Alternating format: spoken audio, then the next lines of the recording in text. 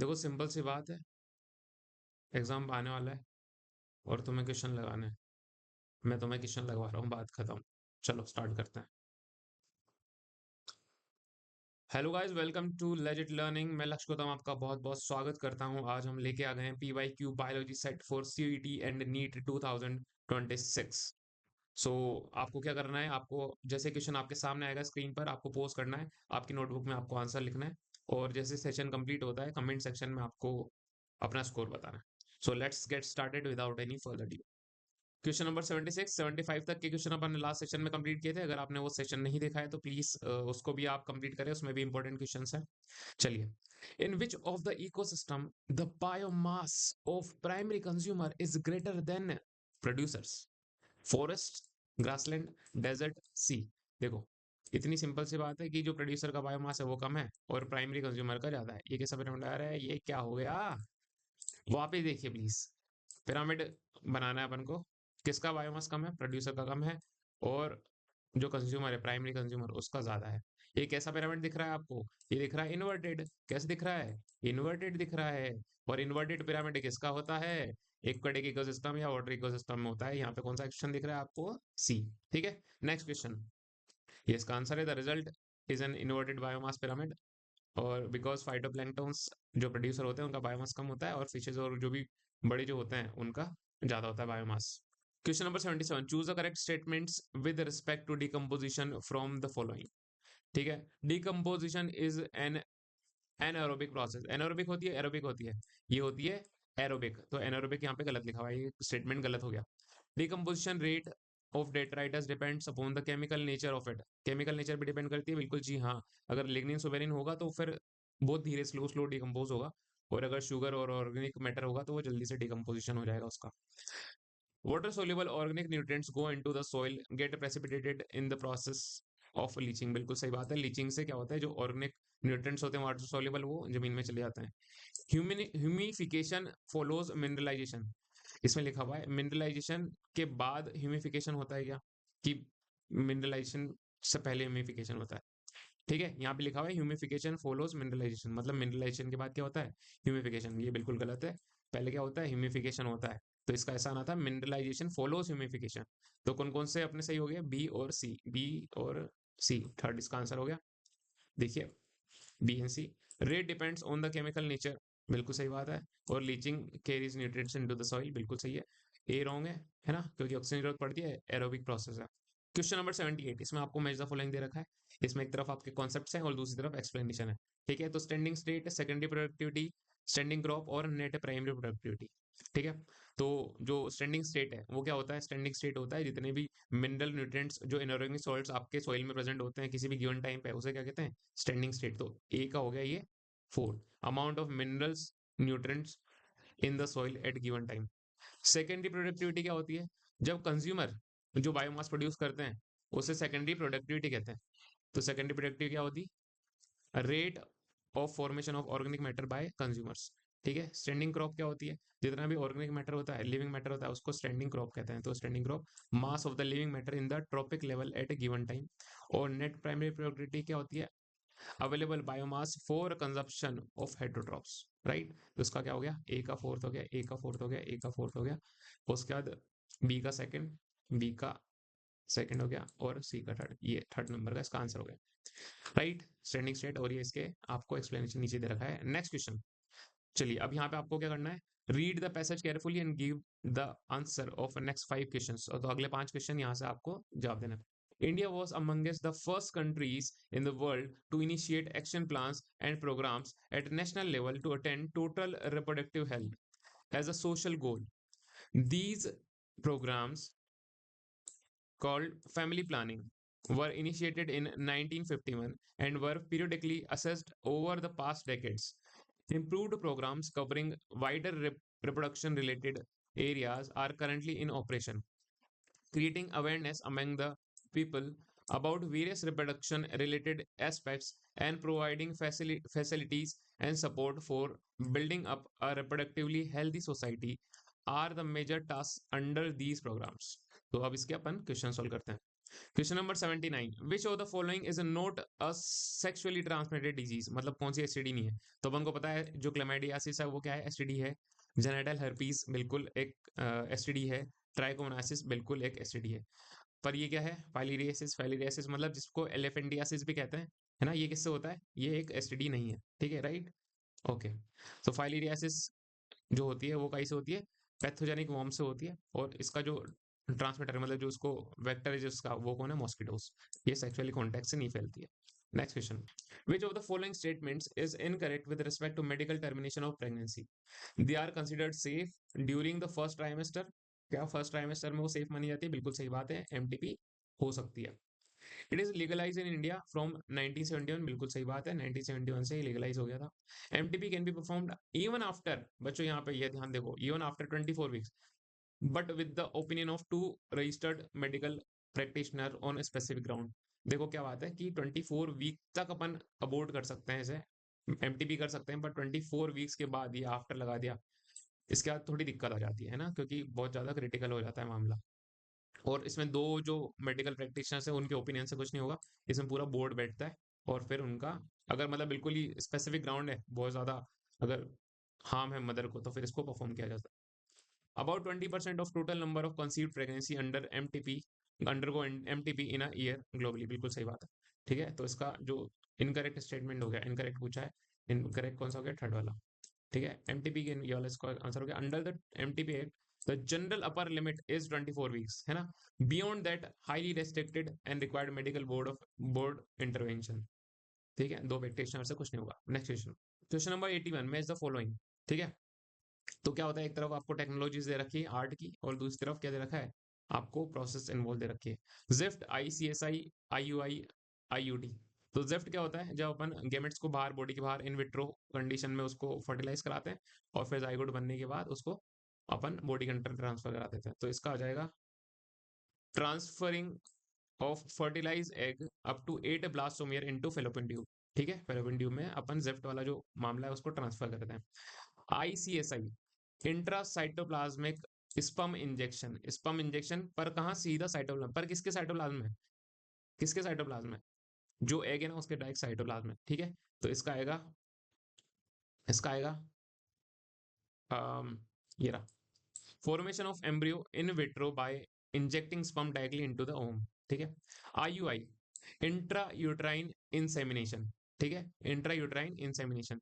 तो क्या करते हैं, जो सेमेन होता है उसको हेल्दी डोनर से लेके यूट्रस के अंदर आर्टिफिशियली ट्रांसफर कर देते हैं। आईयूटी, इंट्रा यूट्राइन ट्रांसफर, देखो अब क्या हुआ कि आपने फर्टिलाइजेशन इसमें बिल्कुल जिफ्ट के जैसा ही सेम, पर इसमें जब आगे ब्लास्टोमेर ज्यादा बढ़ जाते हैं, 8 ब्लास्टोमेर से ज्यादा, तब इसको इंट्रा यूट्राइन ट्रांसफर कहता है।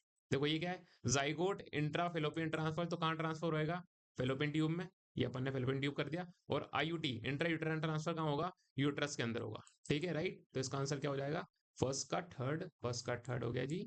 उसके बाद बी का फर्स्ट हो गया जी, बी का फर्स्ट बिल्कुल सही जा रहा है।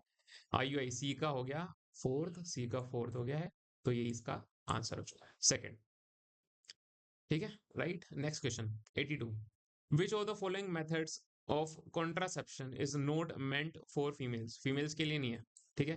क्या इंट्रा आईयूटी, आईयूटी क्या होता है, इंट्रा यूट्राइन डिवाइसेस, क्या ये फीमेल के लिए होती है, बिल्कुल होती है। लेक्टेशनल अमेनोरिया, ठीक है, ये भी। लेक्टेशनल अमेनोरिया क्या होता है, जो प्रेगनेंसी होती है, प्रेगनेंसी का जब पाल्चुरेशन हो जाता है, बेबी आ ही जाता है बाहर, तो उससे 6 महीने तक जो आपकी जो मेंस्ट्रुअल साइकिल होती है वो एब्सेंट रहती है, ठीक है। जब लैक्टेशनल पीरियड होता है ना, तो मेंस्ट्रुअल साइकिल एब्सेंट रहती है, इसे कहते हैं लैक्टेशनल अमेनोरिया। वेसेक्टोमी और कॉन्डम्स, कॉन्डम्स तो फीमेल भी यूज कर सकती हैं, फीमेल कॉन्डम्स भी होते हैं, पर वेसेक्टोमी, वेसेक्टोमी वास्ट डिफरेंस को कट करना होता है, ये सिर्फ किस में होती है, मेल्स में होती है, तो ये इसका आंसर हो जाएगा, ठीक है, वेसेक्टोमी। सर्जिकल रिमूवल होता है जिससे मेल को स्टरलाइज करते हैं, राइट। नेक्स्ट क्वेश्चन 83, सहेली, N oral contraceptive pill also known as once a week pill was developed by AIIMS, NBRI, CDRI, NBPGR. देखो इसका बिल्कुल एकदम फैक्चुअल क्वेश्चन है, वो है CDRI, Central Drug Research Institute, ठीक है। और ये कहाँ है, लखनऊ में, कहाँ है, लखनऊ, लखनऊ में, ठीक है, राइट। सो सीडीआरआई ने क्या है, जो सहेली है उसको डेवलप किया है, और वो कैसी है, नॉन स्टेरॉइडल है। कैसी पिल है, ये बहुत इंपॉर्टेंट चीज है, कैसी है, ओरल पिल तो है, पर कैसी है, नॉन स्टेरॉइडल है। राइट, नेक्स्ट क्वेश्चन, इसका आंसर है जी Central Drug Research Institute Lucknow. Read the passage carefully and give the answer of the next 5 questions. तो अगले 5 क्वेश्चन का आंसर आपको इस पैसेज को पढ़ के देना है। Does the number of species in a community really matter to the functioning of ecosystem? This is a question for which ecologists have not been able to give a definite answer. For many decades, ecologists believe that communities with more species generally tend to be more stable than those with less species. According to the International Union for Conservation of Nature and Natural Resources (IUCN 2004), the total number of plants and animal species described so far is more than 1.5 million, लगभग किससे ज्यादा है, 15 लाख से ज्यादा है। Question number 84, which of the following note characteristic of stable biological community. तो biological जो community वो उसकी स्टेबल रहने वाला फीचर कौन सा नहीं है, नॉट पूछा है जी। It must be resistant to invasion of alien species, बिल्कुल रेजिस्टेंट होना चाहिए। It should not show too much variation in productivity from year to year, बिल्कुल सही बात है, प्रोडक्टिविटी में ज्यादा वेरिएशन नहीं आना चाहिए, तभी तो स्टेबल रहेगी। ठीक है, all the species are equally important in a stable community, and absence of any one species leads to instability। बच्चों यहाँ पे क्या है कि जो सभी स्पीशीज होती है ना वो इक्वल नहीं होती, कुछ की स्टोन स्पीशीज होती हैं, की स्टोन स्पीशीज होती हैं, वो बहुत ज्यादा इंपॉर्टेंट होती है, अगर वो हटा देंगे तो फिर जो इकोसिस्टम है वो अनस्टेबल हो जाएगा, पर सभी स्पीशीज की स्टोन स्पीशीज होती नहीं है, तो ये वाला स्टेटमेंट गलत है। It is resilient to occasional disturbance whether natural और मैनमेड, तो इसका आंसर क्या हो जाएगा, बिल्कुल थर्ड हो जाएगा, ये थर्ड है। while species richness and stability, a community remains stable even if known key species fluctuate। ठीक है, next question, in the Rivet Popper hypothesis, the Rivet signifies key species community endemic species। देखो बात ऐसी है कि जो rivet पोपर hypothesis है वो दी थी पॉल एलरिक ने। ठीक है, तो उसने बोला था कि ये जो पूरा इकोसिस्टम है ना ये एक एरोप्लेन है, क्या ये एक एरोप्लेन है। ठीक है, और इसमें जो रिवेट्स लग रहे हैं, एरोप्लेन में जो रिवेट्स लग रहे हैं वो स्पीशीज हैं। ठीक है, और विंग्स पे जो रिवेट लग रहे हैं, विंग्स पे जो रिवेट लग रहे हैं वो कौन है, कीस्टोन स्पीशीज है। तो अगर अपन इकोसिस्टम में से, मतलब इस प्लेन में से अगर एक एक रिवेट हटा भी दें, जो नॉर्मल स्पीशीज है उनको हटा भी दें तो ज्यादा फर्क नहीं पड़ेगा, पर अगर अपन वो वाला रिवेट हटा दें जो विंग्स पे है, तो उससे क्या हो जाएगा, पूरा जो ये प्लेन है वो क्रैश कर जाएगा। ठीक है, तो यहाँ पे सिर्फ पूछा है रिवेट्स, रिवेट्स कौन होते हैं, स्पीशीज होती हैं, पर अगर पूछ लिया जाए रिवेट्स ओन विंग्स तो उसको बोलेंगे अपन की स्पीशीज। राइट, चलिए इसका आंसर या स्पीशीज। पॉल एलरिक ने बोल दिया था ये रिवेट हाइपोथेसिस। ठीक है, और उसने प्लेन को क्या माना था, इकोसिस्टम, और जो स्पीशीज है उनको रिवेट माना था, और जो प्लेन के विंग्स है उन पे जो रिवेट लगे हैं वो कौन होती है, की स्टोन स्पीशीज होती है। The scientists who proved that the species richness directly correlated with the stability of community। ठीक है, मतलब जितनी ज्यादा स्पेशल रिचनेस होगी उतनी ज्यादा कम्युनिटी आपकी स्टेबल होगी। किसने बोला था, पॉल एलरिक ने, रॉबर्ट मे ने, डेविड टिलमैन ने और एडवर्ड विल्सन। किसने दिया था, ये इसने बोला था, ये बोला था डेविड टिलमैन ने। राइट, ठीक है, Tilman long term outdoor plots showed that more diverse community had less year to year variation in biomass. Right, next question, among the vertebrates which of the following is most species richest group। बच्चों अब इसमें क्या होता है कि अपन ने देख लिया कि यहाँ पे मोस्ट स्पीशी रिच ग्रुप। ठीक है, अपन क्या देखेंगे, सबसे बड़ा फाइलम कौन सा है, सबसे बड़ा फाइलम होता है आल्थ्रोपोडा, आल्थ्रोपोडा, और यहाँ पे इंसेक्ट लगा के अपन फ्री कर देंगे इस क्वेश्चन को। पर ये बात तो गलत है? देखो यहाँ पे अपन ने ध्यान से पढ़ा ही नहीं, ध्यान से क्या लिखा हुआ है, यहाँ पे पूछा अमंग द वर्टिब्रेट्स। ठीक है, इंसेक्ट कैसे होते हैं, नॉन वर्टिब्रेट्स, तो सबसे ज्यादा कौन हो जाएंगे, रेप्टाइल्स, फिशेस, इंसेक्ट्स या मैमल्स। सबसे ज्यादा जो स्पीशीज होंगे किसके हैं, फिशेस के हैं, वर्टिब्रेट्स फ्रॉम। नेक्स्ट क्वेश्चन, ये fishes compromise more species and all over the vertebrates group combined. ठीक है, question number 88, the following are the various hypothesis proposed in explaining the greatest biological diversity in tropics except. इस पे ध्यान रखना है अपन को, accept बताना है इसके अलावा। ठीक है, temperate region are subjected to glaciation, glaciation होता है ग्लेशियर का बनना और पिघलना। ठीक है, तो इसकी वजह से क्या होता है, टेम्परेट रीजन में डिस्टर्बेंस कोज होता है, but the tropical latitudes have remain relatively undisturbed. बिल्कुल सही बात है, ट्रॉपिक्स जो होते हैं वो अनडिस्टर्ब होते हैं, पर टेम्परेट में ग्लेशिएशन की वजह से डिस्टर्बेंस कोज होता है। Second, the tropical environment have more humidity moisture which helps in the diversity to flourish। इस पे अभी अपन आते हैं। Tropical environment are less seasonal and more constant, बिल्कुल सही बात है, बिल्कुल कांस्टेंट होते हैं ये। There is more solar energy available to tropics contributing to the high productivity, और जिसकी वजह से हाई बायोमास। बिल्कुल सही बात है, ट्रॉपिक्स पे सीधा सनलाइट पड़ती है तो ज्यादा सनलाइट रहेगी, ज्यादा प्रोडक्टिविटी, और ज्यादा प्रोडक्टिविटी ज्यादा बायोडाइवर्सिटी। अब ये भी सही है। ठीक है, तो अपन आते हैं ऑप्शन नंबर 2 पे। यहाँ पे क्या लिखा हुआ, ह्यूमिडिटी एंड मॉइस्चर। मुझे एक बात बता दो, ह्यूमिडिटी और मॉइस्चर का कोई लिंक है क्या बायोडाइवर्सिटी से? नहीं है ना, तो ये अपना आंसर गलत हो जाएगा एक्सेप्ट इसके। ठीक है, यहाँ पे एक्सप्लेनेशन दे रखा है, आप पढ़ लीजिएगा। Next question 89, cells present in the mature pollen grain are. एक पोलन ग्रेन में क्या क्या होता है, देखो अपन को क्या पता है, पोलन ग्रेन में दो सेल होती है ना, या फिर दो सेल होती है। ठीक है, एक तो क्या होती है, इस सेल को क्या बोलते हैं, वेजिटेटिव सेल, वेजिटेटिव सेल, और इसे क्या बोलते हैं, generative cell, generative cell, generative. ठीक है, ठीक है, तो अब देखो सबसे पहले क्या होता है, सेंट्रल सेंट्रल सेल होती है। सेंट्रल सेल किसमें होती है, सेंट्रल सेल एम्ब्रियो साइक में होती है, गलत हो गया। एंटीपोडल सेल, ये भी एम्ब्रियो साइक में होती है, गलत हो गया। Vegetative cell and generative cell, third इसका आंसर हो गया, right. Next question, match the following structure दे रखे हैं आपको, इस तरफ क्या दे रखे हैं, फंक्शन दे रखे हैं। फिलीफॉर्म एपरेटस, बताइए फिलीफॉर्म एपरेटस क्या करता है, guide the entry of pollen tube. ठीक है, तो पोलन ट्यूब की एंट्री को क्या करता है, गाइड करता है। ठीक है, guide the pollen tube into the synergid. ठीक है, टेपिटम क्या करता है, नरिशमेंट प्रोवाइड करता है किसको, पोलन ग्रेन को। ये एक्साइन क्या होता है, एक्साइन का की बनी होती है, मेड अप ऑफ स्पोरोपोलिन। और फ्यूनिकल क्या होता है, attachment of ovule to the placenta. A का 3 है, ए का 3 आ गया जी, ये इसका आंसर हो गया सेकंड वाला, राइट। ठीक है, next question 91, primary endosperm nucleus is the product of. अब देखो क्या होता है कि एंजियोस्पर्म में डबल फर्टिलाइजेशन होता है ना, तो पहली तो होती है सिनगेमी, सिनगेमी, और एक होता है ट्रिपल फ्यूजन।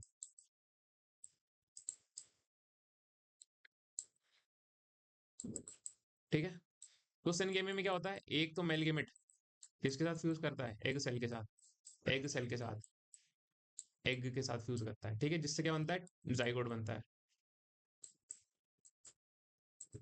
और ये जो ट्रिपल फ्यूजन होता है, इसमें मेल गेमेट किसके साथ फ्यूज करता है, सेंट्रल सेल के पोलर न्यूक्लियाई के साथ, पोलर न्यूक्लियाई, पोलर न्यूक्लियाई,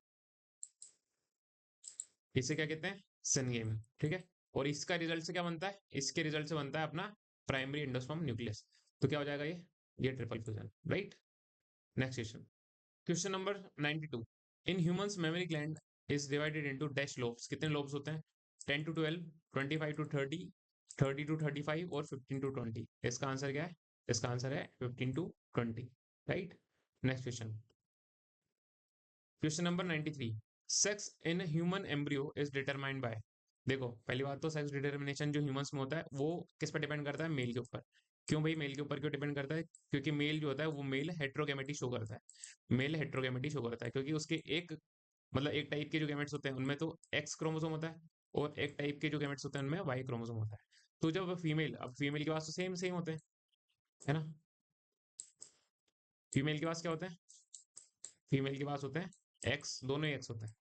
ठीक है, तो जब एक्स और एक्स मिलते हैं तो गर्ल बनी जाती है, पर एक्स के साथ जब वाई मिलता है तो फिर बॉय बन जाता है। ठीक है, तो ये कौन करता है, एक्स वाई, एक्स और वाई क्रोमोसोम ऑफ स्पर्म।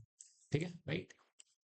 चलिए next question, question number 94, arrange the following stages of oogenesis in order of their occurrence। Ovum, oogonia, primary oocyte और सेकेंडरी oocyte। अपन को सबको पता है कि प्रोसेस कहां से स्टार्ट होती है, ओगोनिया से। ओगोनिया को अपन नंबर 1 कर देते हैं। ओगोनिया में क्या होता है, फिर माइटोसिस होती है, ग्रोथ फेज आता है, प्राइमरी oocyte बनती है, ये अपना दूसरे नंबर पर बन गई। अब प्राइमरी oocyte जो होती है, इसमें म्यूसिस फर्स्ट होता है और क्या बन जाती है, सेकेंडरी oocyte बन जाती है, तो ये अपनी सेकेंडरी oocyte हो जाती है। और फिर सेकेंडरी oocyte में जब म्यूसिस सेकंड कंप्लीट होता है तो क्या बन जाता है, फॉर्म बन जाता है, फोर्थ हो गया। ठीक है, क्या तो हो गया अपना B C D A, B C D A second वाला इसका आंसर हो गया, राइट। चलिए, which of the following pair of contrasting traits was not studied by Mendel. देखो सबसे पहले, पिंक और white flower, inflated and constricted pods, axial and terminal flowers, green और येलो पोर्ट्स। देखो ये सही है, ग्रीन और येलो पोर्ट के बारे में बात करी थी उसने, इन्फ्लेटेड कॉन्स्ट्रिक्टेड पोर्ट के बारे में बात करी थी, फ्लावर की पोजीशन के बारे में बात करी थी।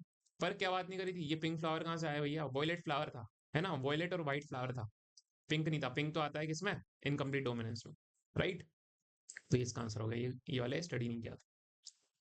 ठीक है, पिंक एंड व्हाइट फ्लावर, ठीक है। Mendel studied violet and white, और पिंक जो था वो किसका है, इनकम्प्लीट डोमिनेंस है एसोसिएटेड, स्नैपड्रैगन प्लान भी कहते हैं इसे। Next question, failure of chromatids to segregate during the cell division cycle result in. देखो, अगर सेल डिवाइड हो रही है और क्रोमोसोम सेग्रीगेट नहीं हो पाए, अलग अलग नहीं हो पाए, तो क्या हो जाएंगे, एक्स्ट्रा रह जाएंगे। तो किसी क्रोमोसोम की अगर एक्स्ट्रा कॉपी बन जाए, या फिर तो एक तरफ एक सेल में तो एक्स्ट्रा कॉपी रह जाएगी, एक सेल में एक कॉपी कम हो जाएगी, इसे क्या कहते हैं, इसे कहते हैं एन्यूप्लॉइडी। क्या कहते हैं, एन्यूप्लॉइडी। जैसे कि जो टर्नर सिंड्रोम है ना, उसमें तो एक एक्स क्रोमोसोम एब्सेंट रहता है, तो एक्स वो कंडीशन रहती है टर्नर सिंड्रोम में, ठीक है। और जो अपना क्लाइनफेल्टर सिंड्रोम है, क्लाइनफेल्टर सिंड्रोम, उसमें एक एक्स ज्यादा आ जाता है, तो फिर ये एक्स एक्स वाई हो जाता है ना। तो यहाँ पे तो कितने रह गए, 46 होने थे पर कितने रह गए, 45। और यहाँ कितने हो गए, 46 होने थे पर कितने हो गए, 47 हो गए। तो इसे क्या कहते हैं, एन्यूप्लॉइडी, ठीक है। इस वाली को इस वाली को कहते हैं ट्राइसोमी, इसको कहते हैं मोनोसोमी। Monosomy, monosomy, right. चलिए, एम्प्लॉयडी नॉन डिसजंक्शन से होते हैं, ठीक है, जिसकी वजह से लॉस भी हो सकता है और गेन भी हो सकता है। जैसे डाउन सिंड्रोम, डाउन सिंड्रोम में क्या होता है, 21st जो क्रोमोसोम होता है, 21st की एक और एक्स्ट्रा कॉपी रह जाती है, ठीक है। अगला 97, select the correct match pair about sickle cell anaemia. Sickle cell anaemia के बारे में सही पेयर बताना है, जीनोटाइप फिनोटाइप, ठीक है। H B A disease phenotype, देखो एच बी नॉर्मल होता है, एच बी एस वाला जो होता है ये अपने दिक्कत करता है, ठीक है। ये सिकल सेल एनीमिक का अंदर होता है। तो एच बी ए डिजीज कैसे हो गया, बिल्कुल कर देते हैं। H B S disease phenotype, disease phenotype नहीं है जी, ये कैरियर का फिनोटाइप, ये भी गलत हो गया, ठीक है। अगला H B A disease phenotype, बिल्कुल सही बात है, दोनों अगर रहेंगे होमोजाइगस कंडीशन में तो फिर डिजीज करेंगे। और एच बी ए ये कैसा हो गया, कैरियर डिजीज, बिल्कुल सही है। तो अपने आंसर हो गया यहाँ पे सी और डी, सी और डी फैला, ठीक है। ये अपना सी और डी हो गया, ये डिजीज फिनोटाइप होता है और ये वाला कैरियर होता है, राइट। नेक्स्ट क्वेश्चन, मैं तो फॉलोइंग आ चुका है, इधर साइंटिस्ट दे रखे हैं जी आपको, इस तरफ क्या दे रखे हैं, डिस्कवरी दे रखे हैं। सबसे पहले सटन बोवरी दे रखी है, सटन बोवेरी ने क्या करा था, क्रोमोसोमल थ्योरी ऑफ इनहेरिटेंस दी थी, है ना। स्टर्डी वेंट ने क्या दिया था, स्टडी वेंट ने जेनेटिक मैप दिया था, ये मॉर्गन का स्टूडेंट था, ठीक है। हेन किंग ने दिया था एक्स बॉडी को अपन एक्स क्रोमोसोम भी कहते हैं, ठीक है। और ग्रिफिथ ने दिया था transformation of in bacteria, transformation principle दिया था। ए का हो गया सेकंड, ए का हो गया जी सेकंड सेकंड, बी का हो गया जी अपना फोर्थ, बी का फोर्थ, ये अपना फर्स्ट आंसर हो गया, राइट।